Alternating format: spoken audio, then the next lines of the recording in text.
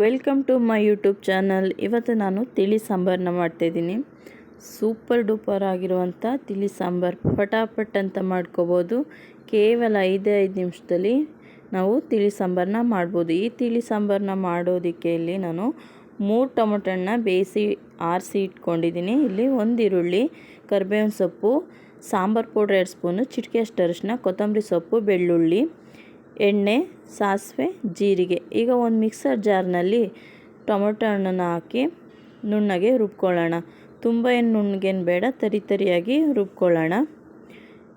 ಈಗ ಒಂದು ಪಾತ್ರೆನ ಒಲೆ ಮೇಲಿಟ್ಟು ಅದಕ್ಕೆ ಕಾದ ನಂತರ ಎಣ್ಣೆ, ಸಾಸಿವೆ, ಜೀರಿಗೆನ ಹಾಕಿ ಚಿಟಪಟ ಅಂದಮೇಲೆ ಅದು ಕರಿಬೇವಿನ ಸೊಪ್ಪು, ಬೆಳ್ಳುಳ್ಳಿನ ಹಾಕಿ ಫ್ರೈ ಮಾಡಿಕೊಂಡು ಚೆನ್ನಾಗಿ ಫ್ರೈ ಮಾಡ್ಕೊಂಡಾದಮೇಲೆ ಈರುಳ್ಳಿನ ಹಾಕ್ಕೊಳ್ಳಿ.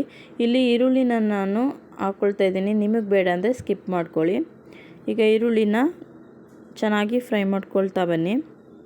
ನೀವು ಲೋ ಫ್ಲೇಮಲ್ಲೇ ಮಾಡ್ಕೊಳ್ಳಿ. ಇಲ್ಲಿ ನಾನು ಸ್ಟೀಲ್ ಪಾತ್ರೆಯಲ್ಲಿ ಮಾಡ್ತಿರೋದ್ರಿಂದ ಲೋ ಫ್ಲೇಮಲ್ಲೇ ಮಾಡ್ಕೊಳ್ತಾ ಇದ್ದೀನಿ. ಹೈ ಫ್ಲೇಮ್ ಮಾಡಿಕೊಂಡ್ರೆ ತುಂಬ ಅಂದರೆ ತುಂಬಾ ಸೀದೋದಂಗೆ ಆಗ್ಬಿಡುತ್ತೆ. ನೋಡಿ, ಈಗ ಈರುಳ್ಳಿ ಬೆಂದಿದೆ. ಈಗ ಸಾಂಬಾರು ಪೌಡ್ರು ಮತ್ತು ಅರಿಶಿಣ ಹಾಕಿ ಫ್ರೈ ಮಾಡ್ತಾಯಿದ್ದೀನಿ. ಜಾಸ್ತಿ ಏನು ಫ್ರೈ ಮಾಡಬೇಡಿ, ಸ್ವಲ್ಪ ಮಿಕ್ಸ್ ಮಾಡಿದರೆ ಅಷ್ಟೇ ಸಾಕು. ಈಗ ರುಬ್ಬಿರೋವಂಥ ಟೊಮೊಟೊ ಹಣ್ಣು ಹಾಕಿ ಸ್ವಲ್ಪನೇ ಫ್ರೈ ಮಾಡಿಕೊಂಡು ಈಗ ಇದಕ್ಕೆ ನಿಮಗೆ ಎಷ್ಟು ಬೇಕೋ ಅಷ್ಟು ನೀರನ್ನು ಆ್ಯಡ್ ಮಾಡ್ಕೊಳ್ಳಿ. ನೋಡಿ, ಈಗ ಫುಲ್ ಮಿಕ್ಸ್ ಮಾಡಿದ ನಂತರ ನಿಮಗೆ ಎಷ್ಟು ಬೇಕೋ ಅಷ್ಟು ನೀರು ಹಾಕ್ಕೊಂಡು ಇದು ಮಾಡ್ಕೊಳ್ಳಿ. ಇದು ಜಾಸ್ತಿ ಅಂದರೆ ತುಂಬಾ ತೆಳ್ಳಗಿರಬಾರ್ದು. ನೋಡಿ, ಈ ಹದದಲ್ಲಿದ್ದರೆ ಸಾಕು. ತಿಳಿ ಸಾಂಬಾರು ಅಂದರೆ ತೆಳ್ಳಗೇ ಇರಬೇಕಲ್ವ. ನೋಡಿ, ಈಗ ಇದಕ್ಕೆ ಸ್ವಲ್ಪ ಬೆಲ್ಲನ ಹಾಕ್ತಾಯಿದ್ದೀನಿ.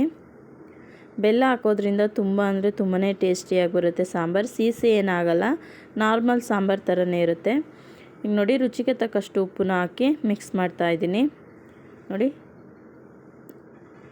ಮಿಕ್ಸೆಲ್ಲ ಆದಮೇಲೆ ಈಗ ನೀವು ಉಪ್ಪು, ಹುಳಿ, ಖಾರ ಏನು ನೋಡ್ಕೊಂಡು ಹಾಕ್ಕೊಂಡು ಈಗ ಲಾಸ್ಟಿಗೆ ಕೊತ್ತಂಬರಿ ಸೊಪ್ಪನ್ನ ಹಾಕ್ಕೊಳ್ತಾ ಇದ್ದೀನಿ. ಬೇಗ ಅಂದರೆ ಬೇಗನೆ ಮಾಡ್ಕೋಬೋದು.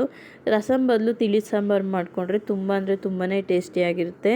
ಈಗ ಗ್ಯಾಸ್ಟ್ರಿಕ್ ಇರೋರಿಗೆ ರಸಮಲ್ಲಿ ಊಟ ಮಾಡೋಕ್ಕಾಗಲ್ಲ ಅಂದವರು ಈ ಥರ ತಿಳಿ ಸಾಂಬಾರು ಮಾಡ್ಕೊಳ್ಳಿ, ಸೂಪರಾಗಿ ಇರುತ್ತೆ.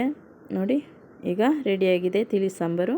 ನೋಡಿ, ಕೇವಲ 5 ನಿಮಿಷದಲ್ಲಿ ತಿಳಿ ಸಾಂಬಾರನ್ನ ಮಾಡ್ಕೋಬೋದು. ಯಾವುದೇ ತರಕಾರಿ ಕೂಡ ಬೇಡ, ಯಾವುದೇ ಮಸಾಲೆ ಕೂಡ ಬೇಡ. ನೋಡಿ, ಇಷ್ಟಿದ್ರೆ ಸಾಕು. ಸೂಪರಾಗಿರುವಂಥ ತಿಳಿ ಸಾರು ರೆಡಿಯಾಗಿದೆ.